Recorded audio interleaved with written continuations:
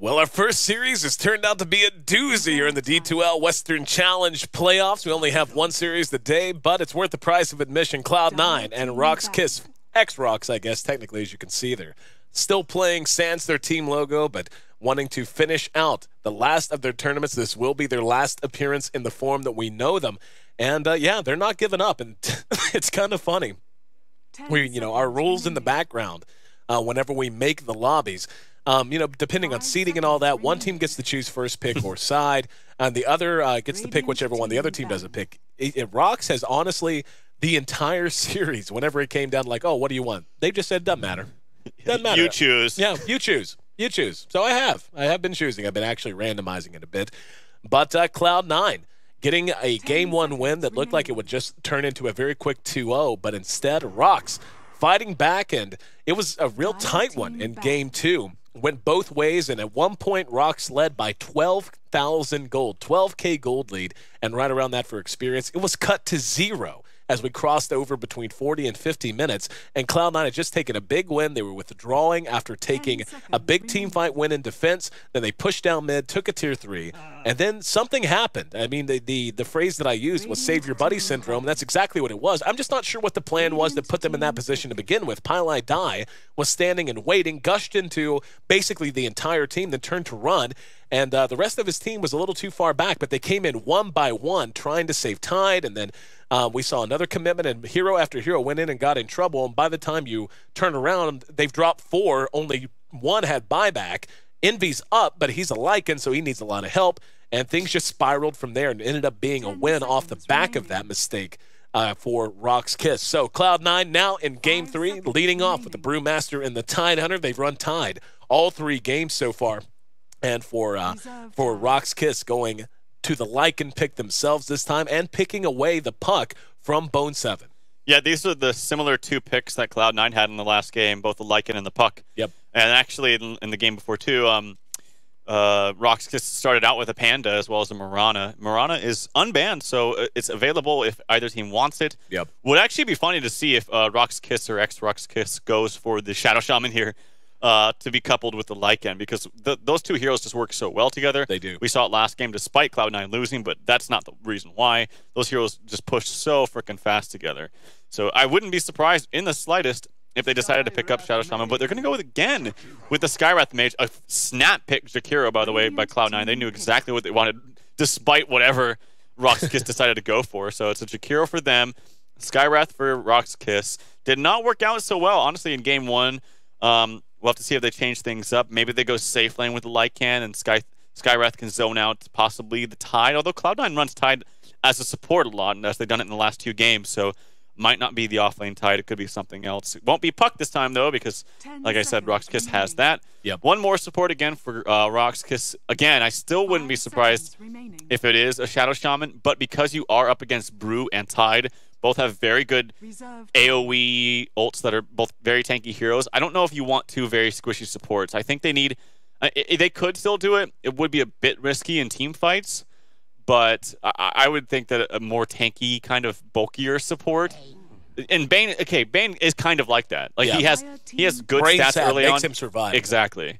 So, it's also very, very good against Brewmaster before he pops the ulti. So I like Bane. I'm actually a big fan of Bane. Don't know why we don't see him picked a lot more like we used to, but nonetheless, to each their own. So yeah, good start out here for both teams, honestly. Yep, Skywrath Mage we saw run by RoX in Game 1, and running him as the support, he can be effective. Don't get me wrong. I mean, concussive is always good. Mystic Flare, so long as your 6 is somewhere in the vicinity of when you would normally want to get it, you're going to be effective. But after that, he falls so hard if he's not just roaming the map, getting kills, piling up XP and gold, and progressing that away. He's not a hero who really... you're just going to be like, oh, your support is under level. Let's just fall back and let you farm for a while. Like, he just doesn't really function that way. Has the built-in silence, which is handy against heroes like Brewmaster, against Tide, and that's nice. But still, it feels very chancy if they do decide to run him as a support again. The puck in this situation can be run mid or off lane. Lycan, as you said, can be played as an effective mid, but Cloud9 says that's fine. You can have a little bit of silence. We'll have a whole lot as they select the silencer in the 4 positions. So Yeah, Silencer in the professional scene since he was kind of buffed up. It's been hit and miss. I've seen him dominate. I have seen him fall flat on his face. If I'm not mistaken, one of the worst performances we saw recently was actually Cloud9 using Silencer in DreamHack. If I'm not mistaken, they picked him, but it seems like there was. It's kind of vague. All the games begin to run together, but feels like there was one game in particular where basically he. The ultimate was basically used to escape more than it was to actually take team fights. And that's kind of the tail of the tape with him. His ultimate's on a fairly long cooldown. If you are not getting a lot of mileage out of it, chances are that pick ends up just being completely worthless by the time you're into the mid game.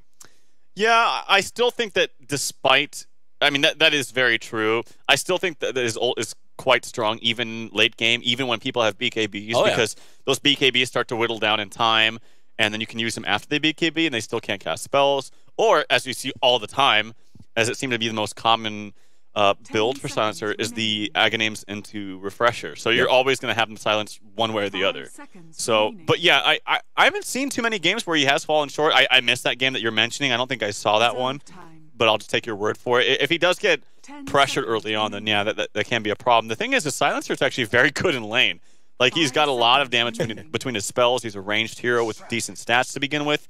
And it looks like you might be right. We might see a Skywrath Mage in mid. I think that makes the most sense. I mean, it could be like a mid Leshrac or some kind of core Leshrac.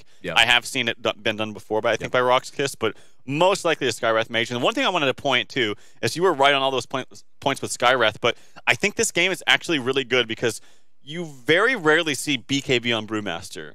But this game, like, it's actually... I feel like you might almost need to get it against Skywrath, but then you pose the problem of, well, why do you want to get BKB against the Bane? Because he can still ulti you through BKB. So it's a very weird situation. So I think Skywrath could actually be very good this game, and especially if he goes mid, where he gets those levels up a little bit faster, could be a lot more effective. Again, they're going to have to outplay. Silencer is so hard to deal with. They have amazing team fight global ulti. Okay, it's not really global, but Silencer's global, good AoE from Brewmaster and Tide. So very strong team fight for Cloud9. I know that BTS uses those hexagons. If we had a hexagon, it'd be like team fight. And like that's about it. Exactly. And well, I mean, if there's one thing that I think will benefit Cloud9 a bit is they are fairly tanky against these heroes. I mean, Lycan's going to need a lot to really be able to be swinging as hard as he wants to against the Brewmaster. This is even taking his ultimate out of account. Drunken Brawler is excellent against the hero like it in particular. Tine Hunter quite tanky. Now you have a Wraith King who tanks up fairly well if he's anywhere near on par with his levels. And I like that pick a lot. It will be Envy, who's actually going to be farming the Silencer, so that's a fun pick. Getting to see a 100% one-position carry Silencer. AUI on the Jakiro, and Jakiro has one of the highest, if not the highest, strength gain, I think. I think second highest maybe behind Ogre Magi. For an intelligence hero. So they do have some survivable heroes, and it's going to come down to just how well RoX is able to fight around the ulti, because they're going to have a very brief window of time at the beginning of a fight or a very long window of time afterwards, but they are fairly squishy unless they themselves are able to really take the lead with item development and with aggression, get their levels and their gold up. Solo will be taking the Skywrath mid as we anticipated, and Skywrath mid's a bit of a different beast than a support Skywrath. You know, support Skywrath, you really only have a few minutes to execute within if you want to really maintain relevancy the later the game goes. When you run him mid, it's not that he's going to farm so much, it's just his level gain is so quick and so punishing. And when he does begin to roam, if he does teleport into a fight under a tower, that kind of thing, that it really only takes one slip up. He snags a couple of kills or he snags a bunch of assists, and he's right where he needs to be because he's had such a good start. So. What are these items by Pilot Die? I don't understand. He's waiting to buy sentries, I think, because he doesn't know if he needs to buy them yet or not. So that's smart. But the 9 tangos and no stats.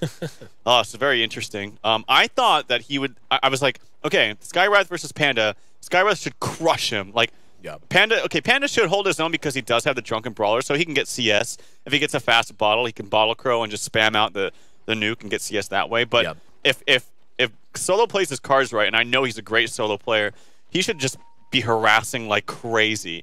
And if he does, he gets it to the point where Sing Sing just can't even lane anymore.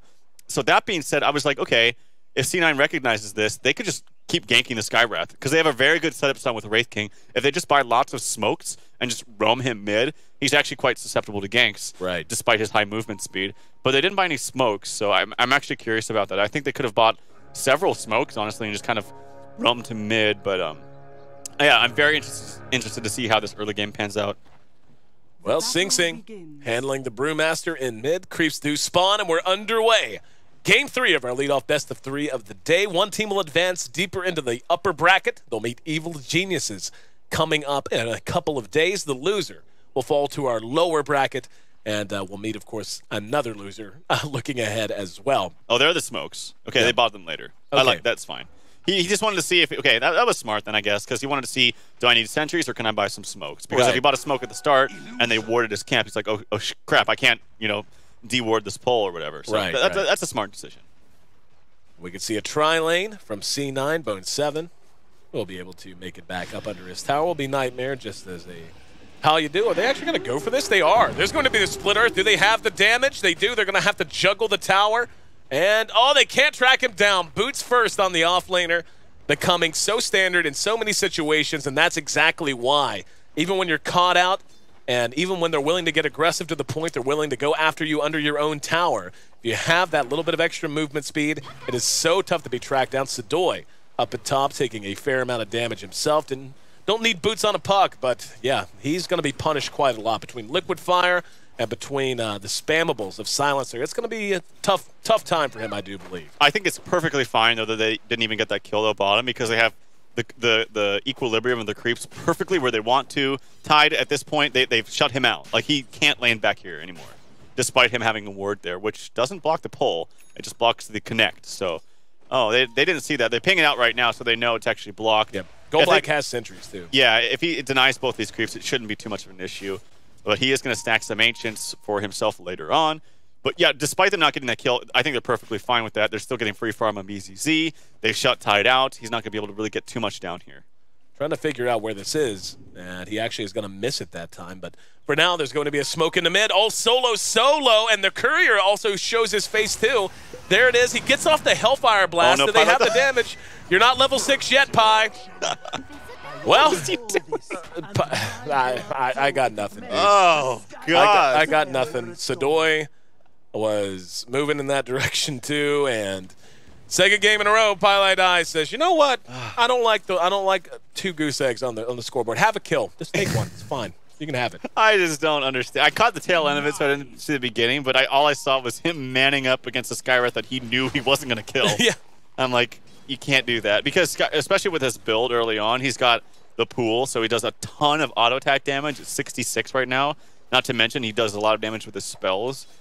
Oh, boy. And he had something. He had the bottle now. I don't know if it was being ferried at the time, but now he can bottle crow if he wants to. Rune is spawned. It was already taken, so he's just going to bottle crow. Fine for him. Yeah, not too good. Not too good of a decision there. Not optimum, I think, is the politically correct way to say it. Look at Sing Sing taking so much damage. He's got one more nuke on him. Okay, he can't do it enough. Need to up that Courier. Still walking around for right now.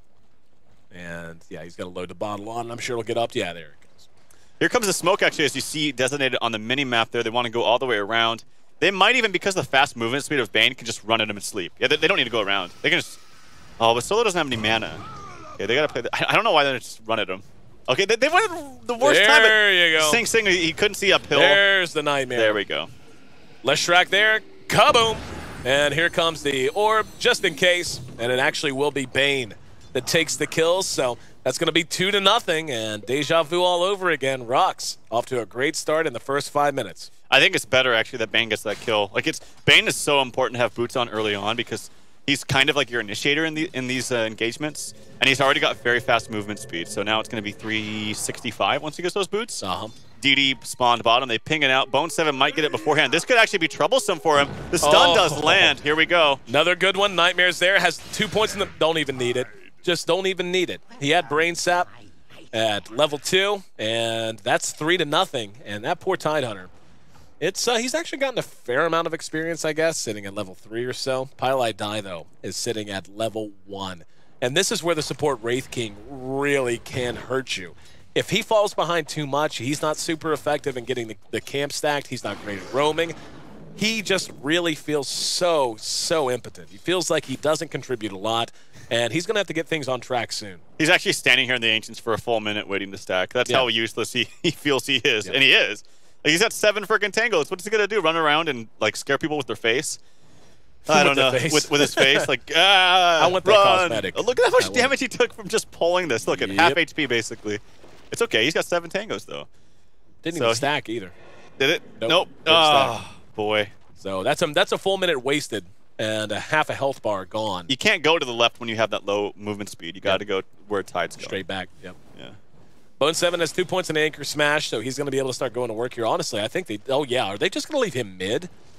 This is honestly even better. I was going to say he ought to stand and leech some from Tide because him being slow to level 6 is just as bad as Tide. And, yeah, it looks like he is literally just going to hang here and soak experience for a while. And in the meantime, Sing Sing going to work in the jungle. If Solo gets mana, he can just concussive shot ult and kill him. If he has the mana for both. Yep. So he's got to be kind of careful once he gets those bottle charges up. He dings level 7 now. My God. Yep. Sing Sing, he's just hit 6, so maybe you want to use that ultimate. I think you do because things are not going very, very well early on here for Cloud9, despite, you know, Envy getting, of course, free farm in the top lane. And he went Midas, which I think is the right decision. Again, I love Midas. Yeah, I like it too. I don't think they're too worried about going late game with the lineup they have. No.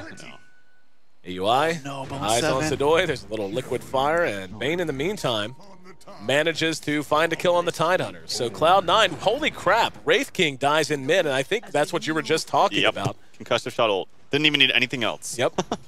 That's 5 zip at 6 minutes in. HyperX, who isn't even really a team anymore, is fulfilling an obligation. And I want to thank them for that publicly, by the way. They could have very easily ducked out of this. I agree. Really cool of them to be like, yeah, we made our way in. Well, I mean, it's a chance at money for them, so let's not act like it's totally altruistic. But Jesus Christ, even Sing Sing being blown to pieces right now. Yeah, dear Lord. But yeah, thanks to them. And but yeah, they're not a team anymore, and they are putting the screws to the second-place DreamHack finishers right now. Yeah, and I don't know, and I don't want to say anything that's incorrect. I've heard that it's just the team organization that dropped them, and they're still players may end up staying together. Yeah, especially if they perform well here. Like, they would probably definitely stay together. So. And they're starting out well, 5-0 early on.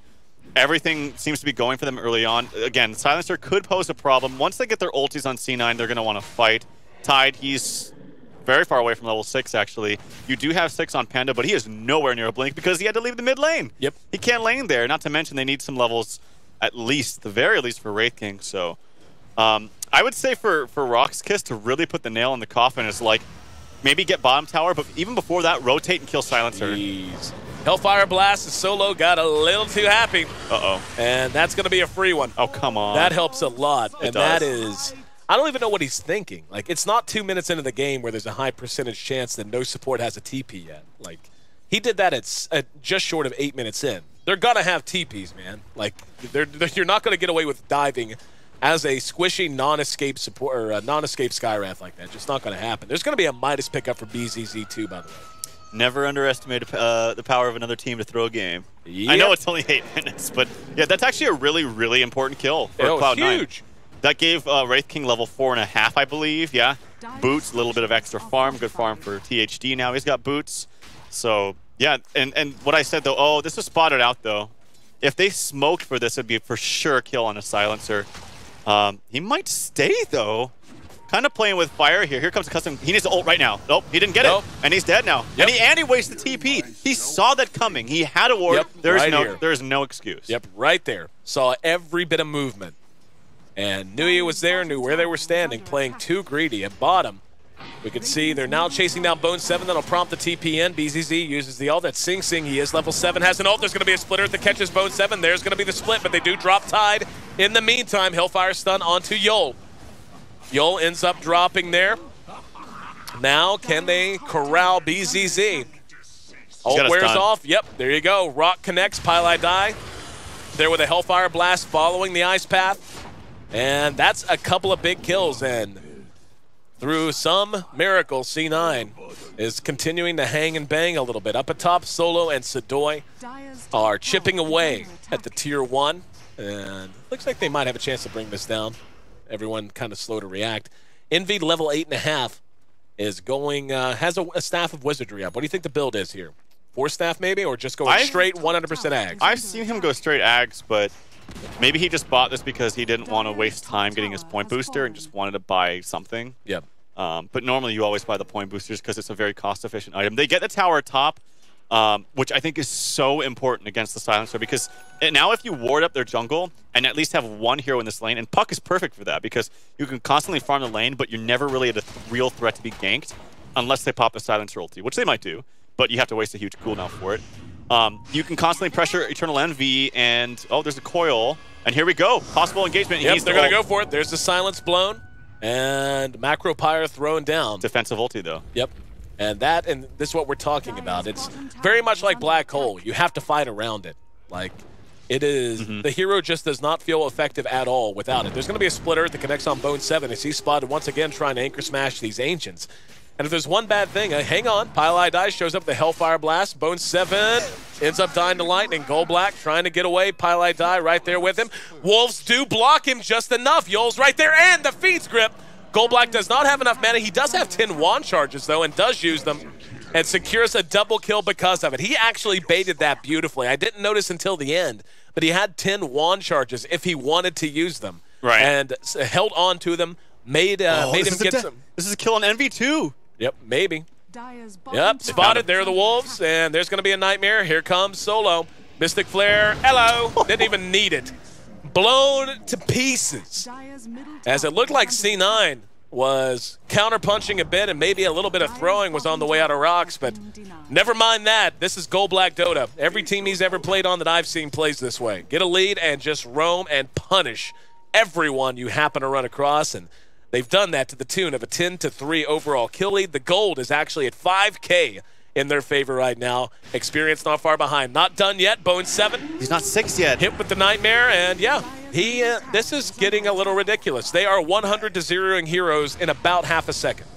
And like I said, in the meantime, Puck was just top the whole time, just farming the top lane the whole time, and that's what happens. You push that tower against a hero. We saw like in game 1, there was a Tinker. If they did the same thing, Tinker would have the same problem that Silencer had. He has nowhere else to go. Yep. Silencer he had to go mid. That's a very susceptible, bad area to be in when you have no escapes and his ult's on cooldown. So he goes to mid, he dies. Now he's like running around. He's not farming anything. Like, look at it. He's just walking around trying to find desperately somewhere to farm, but he can't because that early tower was pushed in the safe lane. That was so smart of them. Yep. And again, that goes back to he saw the vision.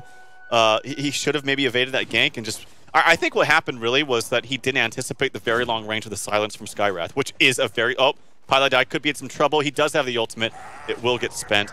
But yeah, I don't think he just anticipated the very long range of that silence. It's a very good range if you actually hover over it.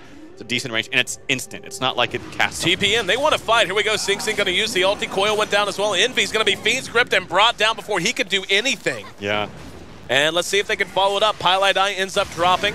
Back to Earth comes Yol. AUI next on the list. They are just blowing to pieces. This looks awful. Every single hero. It doesn't matter who they are, how tanky they are in theory. They're not tanky. That's a 4-man wipe.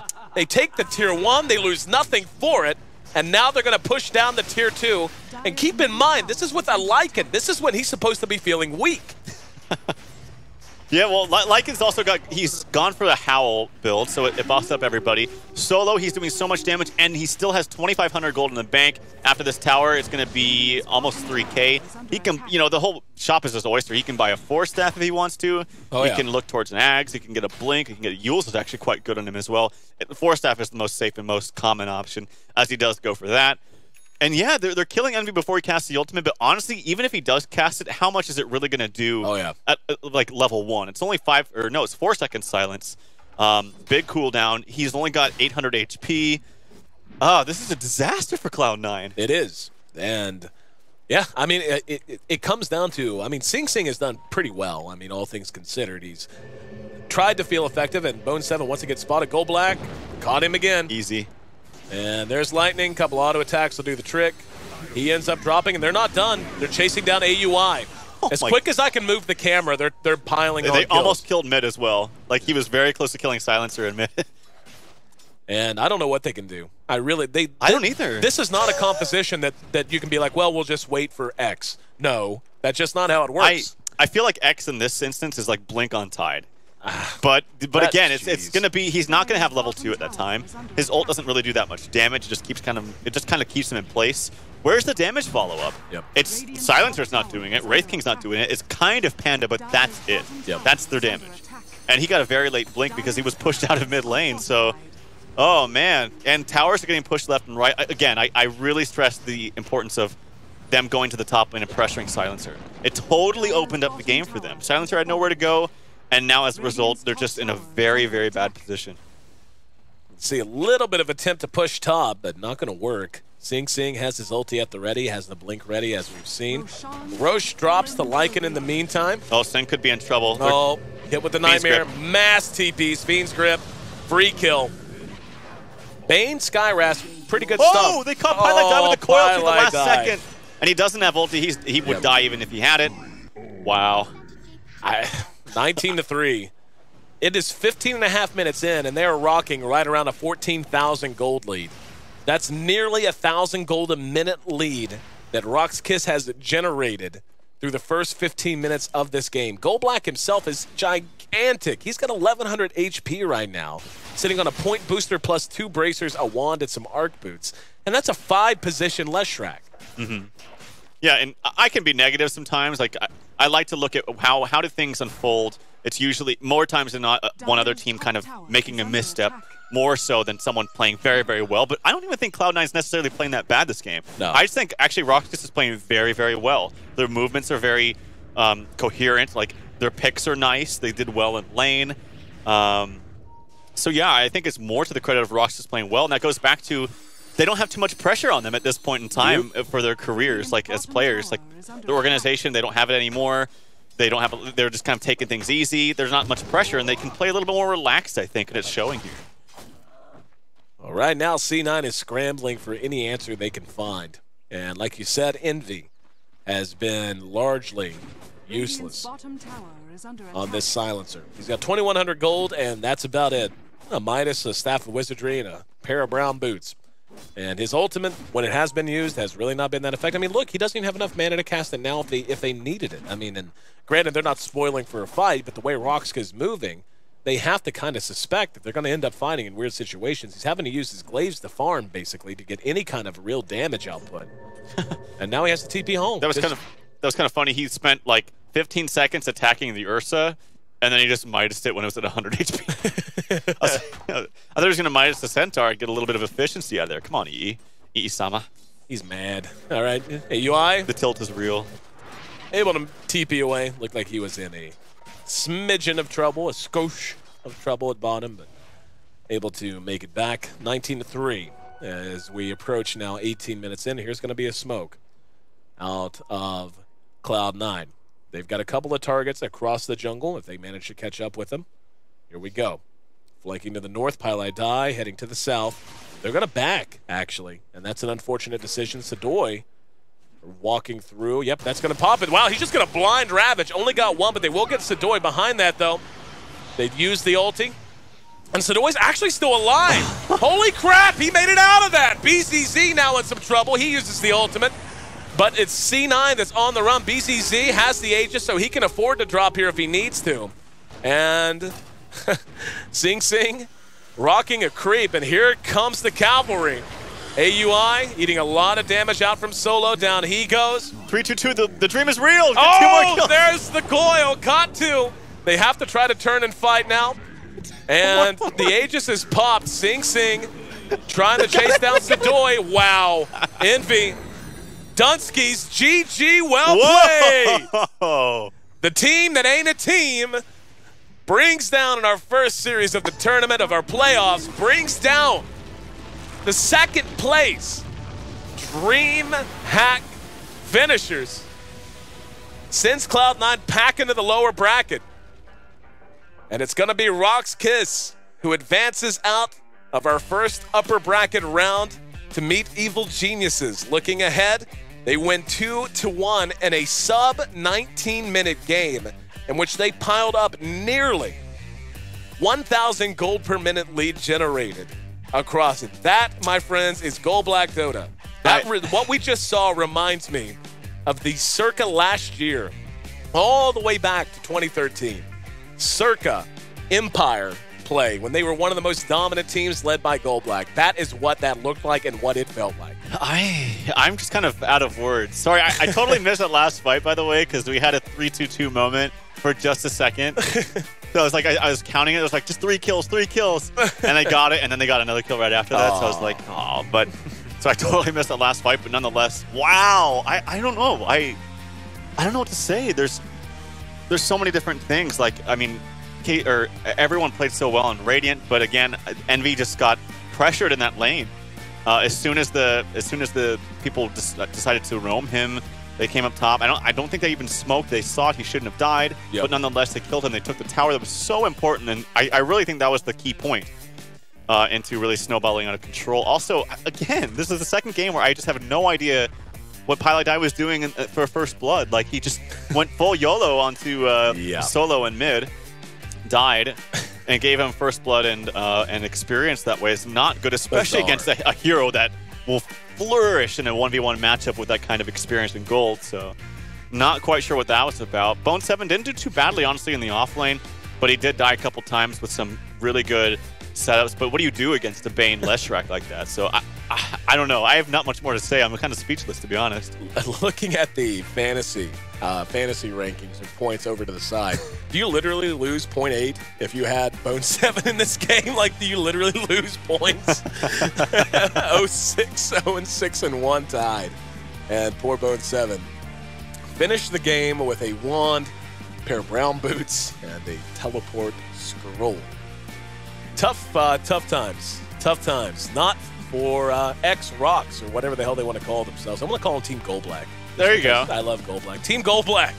Moving on into our second round of the upper bracket. They will be meeting Evil Geniuses. And looking ahead, Cloud9 falls down to the lower bracket, so they will be one loss away from getting the boot here at our playoffs. The HyperX D2L underway, man. And yeah, we were supposed to have 2 best-of-3s, by the way, today. I've updated like that throughout the series, but supposed to have 2. We ended up moving 1 to accommodate Na'Vi and Empire. They were having some traveling woes, and we wanted to make sure that we didn't unduly strain anyone. It is like the one move we actually could make without completely throwing off our schedule. So sorry for the inconvenience to those who showed up wanting to. But the good news is, from here on out, all the way into our grand finals, it's 2 best-of-3s a day, every day for the next 5 days, leading up, of course, to the grand finals, a best-of-5 on Tuesday. But yeah, Cloud9 got to be reeling a little bit.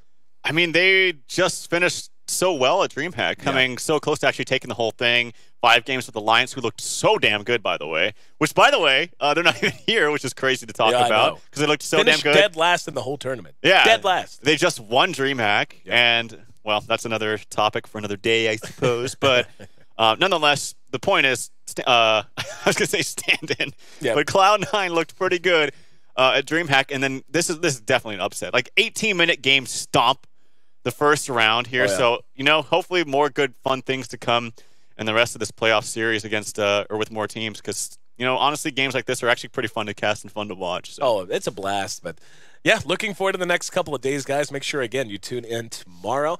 I'll be tweeting out, and you can check it out everywhere to find our full schedule. The upper bracket rolls on tomorrow. Again, 2 best-of-3s online. For that, I'm AC, and that's Trouf. Make sure you check us both out on Twitter. I'm at AC, at AYESEE. He's at TralfDota, TRALFDOTA. Also, make sure you tweet at HyperX. Let them know you're enjoying the show. I'm sure they would love to hear it, as we are live here at their headquarters in LA, this awesome LAN area behind us. And, you know, as a guy who's got some professional caliber gaming experience, tell me how nice it would be to have a practice area like this. I mean, look at it. It's the computers are so badass, too. Oh, man. But, yeah, the space is nice. I think you said EG was in here boot camping not too long ago. So, yeah, super, super nice. Someday, I think we're going to push our good friends at HyperX to let us do a show match here or something, because they actually have enough machines. You can't see all the way around, but there actually are 10 PCs here. So we could technically bring in a couple of teams and have some fun for that. But for now, we're going to go ahead and say goodbye for the evening. Once again, RoX.KIS advances past Cloud9 in our upper bracket opening day, 2-1. Cloud9 falls to the lower bracket. Well, they will meet, obviously, the loser of the next match, or the next few matches, I should say. And RoX.KIS looking ahead to EG coming up here in just a couple of days. Again, on behalf of myself, AC, Trouf, Conrad, of course, pulling the switches, and everyone in HyperX, make sure you tune in tomorrow. We'll be right back. No, we won't be right back. We're going to take a 23-hour break is what we're going to do. Yeah. Stay tuned. Yeah, there you go. Stay tuned for 24 hours. Yeah, we'll be back tomorrow at 9 a.m. Pacific Standard Time and noon Eastern Standard Time, 6 p.m. for our European brothers and sisters. See you soon.